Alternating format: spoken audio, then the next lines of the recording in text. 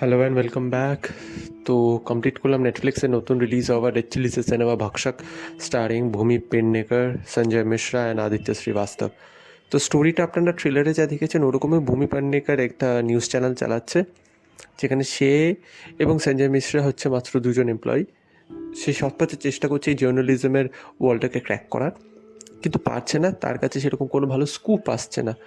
তো এরকম সময় তারা জানতে পারছে যে বিহারে যেখানে ওরা থাকে সেখানের একটি মেয়েদের এরকম একটি হোম রয়েছে, সেখানে আদিত্য শ্রীবাস্তব এখানকার একজনকে খুব সে সেখানকার আশ্রিত মেয়েদের খুব বাজেভাবে এক্সপ্লয়েট করছে।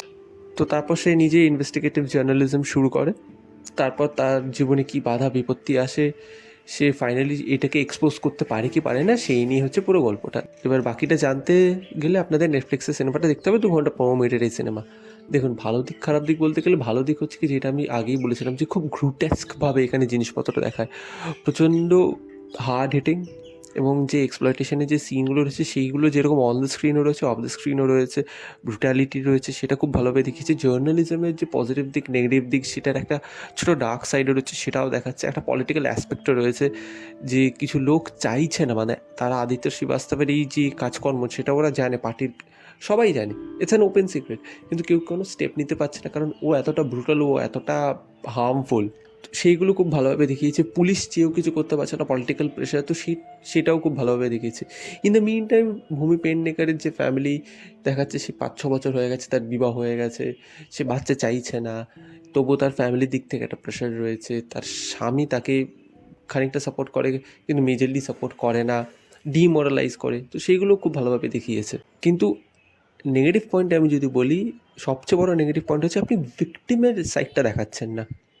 মেয়েগুলোর সাথে যে এই অত্যাচারটা হচ্ছে, তাদের কি সাইকি, তারা কিভাবে এইগুলোকে কোপ আপ করছে, তাদের যে ট্রমা সেটা দেখাচ্ছে না।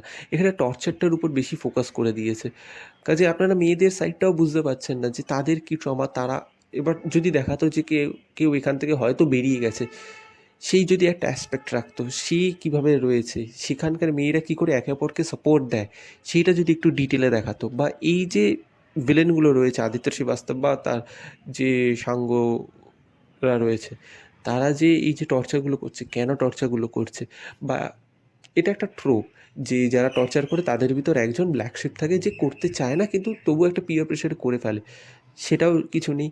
কেন এরা টর্চার করছে, এদের কোনো ফ্যামিলি রিলেটেড কোনো ঝামেলা রয়েছে নাকি, তারা পলিটিক্যাল পার্টি যে একটা ফ্রাস্ট্রেশন হচ্ছে সেটা এখানে এসে উগড়াচ্ছে, সেটাও দেখাচ্ছে না। কাজে খুব ওয়ান ডিমেনশনাল দেখাচ্ছে, যে টর্চার করে অন্য কোনো অ্যাসপেক্ট দেখাচ্ছে না, না ভিকটিম না অ্যাকিউজার কারুর। এবং এখানে প্রচণ্ড নেগেটিভভাবে ছেলেদেরকে একটু পোর্ট্রে করে যাবে, ইটস ফাইন বাই মি, ঠিক আছে, মেনে নিলাম। তাছাড়া এখানে অনেক কিছু এক্সপ্লোর করার জায়গা ছিল, কিন্তু বেশিরভাগই টর্চারের উপরই ওরা ফোকাস করে দিয়েছে, সেখানটাই ঝামেলা হয়ে গেছে।